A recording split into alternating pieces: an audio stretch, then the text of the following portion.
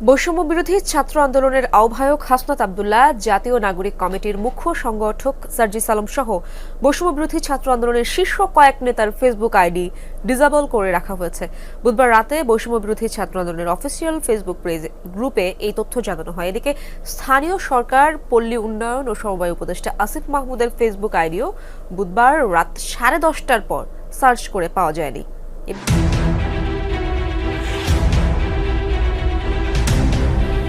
ভারতের উচিত বাংলাদেশের রাষ্ট্রীয় সংস্থাগুলোকে তাদের কার্যক্রম পরিচালনা এবং শেখ হাসিনার বিচার প্রক্রিয়া সফলভাবে সম্পন্ন করার সুযোগ করে দেয়া। একই সঙ্গে বাংলাদেশকেও বুঝতে হবে যে শেখ হাসিনার বিচার গুরুত্বপূর্ণ, কিন্তু তাকে প্রতিশোধের শিকারে পরিণত করা উচিত হবে না। শেখ হাসিনা সেনাবাহিনীর প্রধান জেনারেল ওয়াকারুজ্জামান বলেছেন, সেনাবাহিনী হিসেবে নিজের মেয়াদকালে আমি রাজনীতিতে নাক গলাবো না।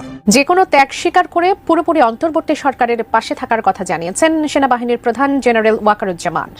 সম্মানিত দর্শক, নতুন বছরের নতুন শুভেচ্ছা সবাইকে জানাই। আশা করি সবাই ভালো আছেন। দর্শক, খুবই গুরুত্বপূর্ণ একটি ভিডিও আপনাদের মাঝে আপডেট করতে যাচ্ছি। দর্শক, সাবেক প্রধানমন্ত্রী শেখ হাসিনা তিনি নিজে কঠিন বিপদে পড়ে গিয়েছেন। আন্তর্জাতিক হাইকোর্ট এবং আদালতে যাওয়ার সিদ্ধান্ত নিয়েছেন, তাই আমরা এই ভিডিওতে দেখাবো। আবার সার্জিস আলম এবং সাধারণ ডক্টর ইউনূসের কর্তৃপক্ষের উপদেষ্টাগুলো ছিল, তাদের উপর কঠিন বিপদ টেনে আনছেন সাবেক প্রধানমন্ত্রী শেখ হাসিনা। দর্শক, আপনাদেরকে এই ভিডিওটা এখন দেখাবো। খুবই গুরুত্বপূর্ণ একটি ভিডিও, না টেনে সম্পূর্ণ ভিডিওটা দেখবেন। দর্শক, কথা না বাড়িয়ে এবং চলুন দেখে আসি এই সম্পূর্ণ ভিডিওটি। বৈষম্য বিরোধী ছাত্র আন্দোলনের আহ্বায়ক হাসনাত আব্দুল্লাহ, জাতীয় নাগরিক কমিটির মুখ্য সংগঠক সার্জিস আলম সহ বৈষম্য বিরোধী ছাত্র আন্দোলনের শীর্ষ কয়েক নেতার ফেসবুক আইডি ডিসেবল করে রাখা হয়েছে। বুধবার রাতে বৈষম্য বিরোধী ছাত্র আন্দোলনের অফিসিয়াল ফেসবুক গ্রুপে এই তথ্য জানানো হয়। এদিকে স্থানীয় সরকার, পল্লী উন্নয়ন ও সমবায় উপদেষ্টা আসিফ মাহমুদের ফেসবুক আইডিও বুধবার রাত 10:30টার পর সার্চ করে পাওয়া যায়নি।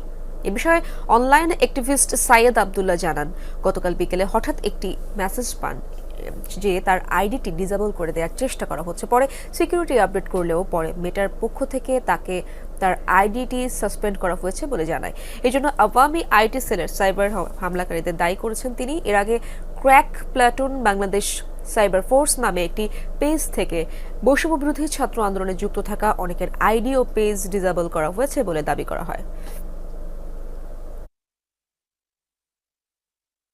আমরা যারা ছিলাম ভোকাল হিসেবে আমাদের আইডিগুলাকে নষ্ট করে দেওয়ার জন্য তারা সংঘবদ্ধভাবে এই কাজটা করে যাচ্ছে, এবং এই ব্যাপারে আমার কাছে মনে হয় যে সাইবার স্পেসের মানুষ যারা আছেন, সিকিউরিটি এক্সপার্ট যারা আছেন, আমরা পুরোপুরি সরকারের পাশে রয়েছে। আমরা চেষ্টা করব প্রধান উপদেষ্টা যেভাবেই আমরা বা আমাদের সাহায্য চাইবেন আমরা সেভাবেই ওনাকে সহযোগিতা করব। এতে যদি আমাদের অসুবিধা হয় বা সৈনিকদেরও যদি অসুবিধা হয়, তারপরও সরকারকে সহযোগিতার কথা জানান তিনি। দেশ ও জাতির স্বার্থেই এটা করবেন বলেও জানান তিনি। তিনি বলেন, আমরা অন্তর্বর্তী সরকারকে সহায়তা করছি। তারা আমাদের কাছ থেকে যে ধরনের সহায়তা চাইছে সেভাবেই সহায়তা দিচ্ছি। যেদিন অন্তর্বর্তী সরকার বলবে আপনাদের অনেক ধন্যবাদ, আপনারা আপনাদের কাজটু সম্পন্ন করেছেন, এখন পুলিশ আইন শৃঙ্খলার দায়িত্ব নেবে, তখন আমরা সানন্দে সেনানিবাসে ফিরে যাব। অভ্যুত্থান পরবর্তী সময়ের নতুন রাজনৈতিক সংস্কৃতি তৈরির গুরুত্ব দিয়ে তিনি বলেন, আমরা আশাবাদী রাজনৈতিক দলগুলোর মাঝে ভালো রাজনীতিবিদ রয়েছেন, ভিন্ন মতের মানুষও আছেন। আর অতীত অভিজ্ঞতায় দেখেছি, যখন এমন একটা ক্রান্তিকাল আসে, আমাদের রাজনীতিবিদদের সঙ্গে বসলে তারা সহযোগিতার মনোভাব নিয়ে এগিয়ে আসেন। অন্তর্বর্তী সরকার ও রাজনৈতিক দলগুলোর মাঝে সমঝোতার ব্যাপারে আশা নিয়ে তিনি বলেন, এখনো সমঝোতা সম্ভব, একসঙ্গে বসে এটা করা সম্ভব। এটা একটা সংস্কৃতিরও ব্যাপার বটে, সবার এটা বোঝা উচিত, আমরা নৈরাশ্যবাদী নই। রাজনীতিতে হস্তক্ষেপ না করার প্রসঙ্গে জেনারেল ওয়াকারুজ্জামান বলেন, আমরা মনে প্রাণে বিশ্বাস করি রাজনীতিবিদদের বিকল্প রাজনীতিবিদেরাই, তাদের বিকল্প সেনাবাহিনী নয়। সেনাবাহিনীর সদস্যরা দীর্ঘদিন মাঠে থাকার ঝুঁকির প্রসঙ্গে সেনাপ্রধান বলেন, আমরা আইন শৃঙ্খলার দেখভাল করছি, কিন্তু আমাদের 111-এর অভিজ্ঞতা খুব একটা সুখকর নয়। সেনা সদস্যদের মাঠে দীর্ঘদিনের উপস্থিতি উচ্ছৃঙ্খল কাজে জড়িয়ে পড়ার ঝুঁকি তৈরি করে। সংবিধান সংস্কারের মাধ্যমে রাষ্ট্রপতি ও প্রধানমন্ত্রীর ক্ষমতার ভারসাম্য আনার ব্যাপারেও কথা বলেন সেনাপ্রধান। সশস্ত্র বাহিনীকে রাষ্ট্রপতির অধীনে রাখার ব্যাপারে নিজের মনোভাবের কথাও তুলে ধরেন তিনি। এ ব্যাপারে ওয়াকারুজ্জামান বলেন, রাষ্ট্রপতি ও প্রধানমন্ত্রীর মধ্যে ক্ষমতার ভারসাম্য আনা দরকার। শিক্ষার্থীদের যারা আন্দোলন করতেছে তাদেরকে রাজাকার হিসেবে অভিহিত করেছেন।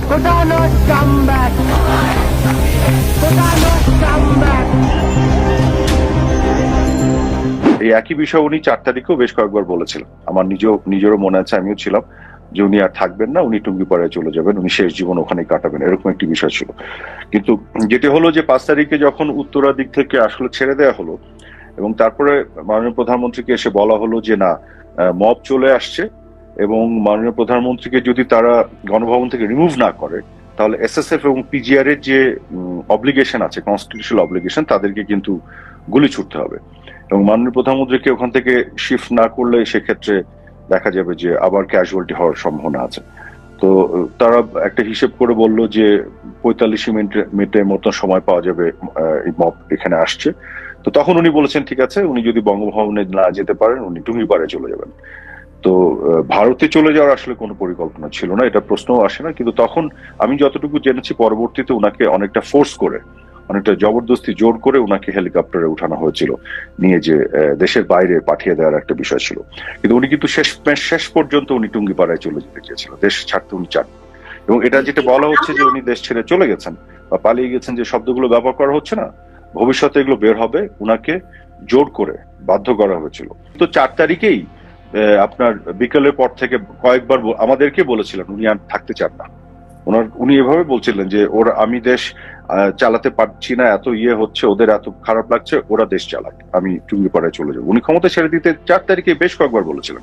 কাজে এগুলো একেবারেই, আমরা যারা প্রত্যক্ষদর্শী আমরা জানি এগুলো একেবারে মিথ্যা কথা।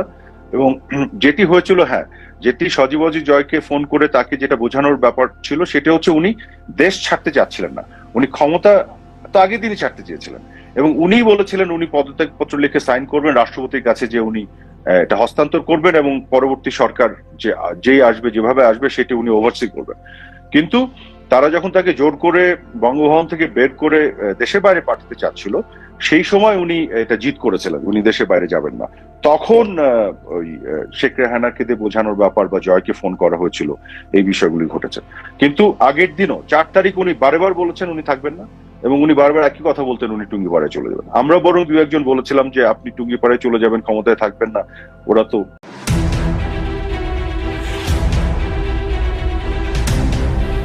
ভারতের উচিত বাংলাদেশের রাষ্ট্রীয় সংস্থাগুলোকে তাদের কার্যক্রম পরিচালনা এবং শেখ হাসিনার বিচার প্রক্রিয়া সফলভাবে সম্পন্ন করার সুযোগ করে দেয়া। একই সঙ্গে বাংলাদেশকেও বুঝতে হবে যে শেখ হাসিনার বিচার গুরুত্বপূর্ণ, কিন্তু তাকে প্রতিশোধের শিকারে পরিণত করা উচিত হবে না। শেখ হাসিনার বিচার প্রসঙ্গে এমনই মন্তব্য উঠে এসেছে ভারতের প্রভাবশালী ইংরেজি সংবাদ মাধ্যম হিন্দুর এক নিবন্ধে।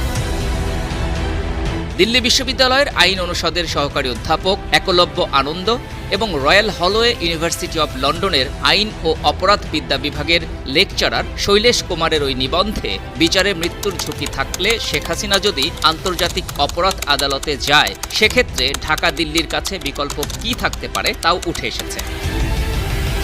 নিবন্ধে উঠে এসেছে বাংলাদেশ কূটনৈতিক চ্যানেলে শেখ হাসিনার প্রত্যর্পণের জন্য ভারতের কাছে অনুরোধ জানালেও ভারত সরকার এ বিষয়ে এখনো কোনো মন্তব্য করেনি। আন্তর্জাতিক আইন বলছে গণহত্যা, যুদ্ধাপরাধ, মানবতা বিরোধী অপরাধ, গুম বা নির্যাতনের অভিযোগে অভিযুক্ত ব্যক্তিকে প্রত্যর্পণ বা বিচার করা যে কোনো রাষ্ট্রের দায়িত্ব। তবে শেখ হাসিনাকে বাংলাদেশে ফেরানোর বিষয়ে ভারত বাধ্য নয়। নিবন্ধে বলা হয় 2013 সালে বাংলাদেশ ভারতের সঙ্গে একটি দ্বিপক্ষীয় প্রত্যর্পণ চুক্তি স্বাক্ষর করে। ভারতের প্রত্যর্পণ আইন 1962 অনুযায়ী শেখ হাসিনার ক্ষেত্রে বাংলাদেশ অনুরোধকারী রাষ্ট্র এবং ভারত অনুরোধ পাওয়া রাষ্ট্র। অনুরোধ পাওয়া রাষ্ট্র নিজের অবস্থান বজায় রাখতে ভারত যুক্তি দিতে পারে যে শেখ হাসিনা রাজনৈতিক অপরাধ করেছেন। এটি ভারতের জন্য প্রত্যর্পণ প্রত্যাখ্যান করার অন্যতম প্রধান বৈধ কারণ হতে পারে। দ্বিতীয়টি হলো শেখ হাসিনা ভারতের নাগরিক না হলেও ভারতীয় সংবিধান অনুযায়ী তিনি ভারতে সুরক্ষা পেতে পারেন। বাংলাদেশের নির্যাতন এবং কারাগারের অবস্থার পূর্ববর্তী ইতিহাস এবং বর্তমান পরিস্থিতির ভিত্তিতে আদালত হাসিনাকে সুরক্ষা দেওয়ার যৌক্তিক অধিকার রাখে এবং ভারত সরকারও তাকে বাংলাদেশে প্রত্যর্পণ করা থেকে বিরত থাকার যৌক্তিকতা দেখাতে পারে। নিবন্ধে বলা হয়, প্রত্যর্পণ করা থেকে বিরত থাকার যৌক্তিকতা দেখালেও বিচারের ক্ষেত্রে বিকল্প ব্যবস্থা নিতে পারে ভারত। এক্ষেত্রে ভারত সরকার হাসিনাকে তার বর্তমান অবস্থার মতো একটি গৃহবন্দী অবস্থায় রাখার অনুমতি দিতে পারে এবং তাকে বিচার প্রক্রিয়ায় অংশগ্রহণের জন্য ভিডিও কনফারেন্সের মাধ্যমে বাংলাদেশের আদালতে একজন আইনজীবীর উপস্থিতিতে যুক্ত করার সুযোগ দিতে পারে। এরপর ভারত বাংলাদেশকে আশ্বস্ত করতে পারে যে তদন্ত এবং প্রমাণ সংগ্রহে তারা পূর্ণ সহযোগিতা করবে। হিন্দু পত্রিকার ওই নিবন্ধে আরও বলা হয়, ভারত সরকার বাংলাদেশি কর্তৃপক্ষকে পূর্ব নোটিশের ভিত্তিতে শেখ হাসিনার সঙ্গে যোগাযোগের সুযোগ করে দিতে পারে। যদি তার সম্মানিত দর্শক, আপনারা তো সম্পূর্ণ ভিডিওটা দেখলেন। দর্শক, ভিডিওটা কেমন লেগেছে আপনারা সেই ভিডিওর সম্বন্ধে মহামূল্যবান মতামত কমেন্ট বক্সে জানিয়ে যাবেন। এবং এরই মাঝখানে যে আওয়ামী লীগ বিএনপি কঠিন সংঘর্ষ হয়েছে এবং তারপরে জামাত বিএনপির সাথে উল্টা পাল্টা দেওয়া এবং পুলিশের গণপিটুনিতে রাস্তায় হট্টগোল সৃষ্টি করা দেওয়া হয়েছে। দর্শক, খুবই গুরুত্বপূর্ণ একটি ভিডিও আপনাদের মাঝে উপস্থাপন করেছি, যা আপনারা দেখে বুঝতে পেরেছেন যে ভিডিওতে কীরকম চাঞ্চল্যকর তথ্য রয়েছে। দর্শক, পুরো নেট দুনিয়াকে কাঁপিয়ে দিয়েছে এই ভিডিওগুলো। ভিডিওটি ভালো লাগলে লাইক, কমেন্ট, শেয়ার করে দেবেন এবং চ্যানেলে নতুন হলে সাবস্ক্রাইব করে দেবেন যেন পরবর্তী ভিডিও আপনাদের মাঝে দিতে পারি। ভালো থাকবেন, সুস্থ থাকবেন, দেখা হবে পরবর্তী ভিডিওতে।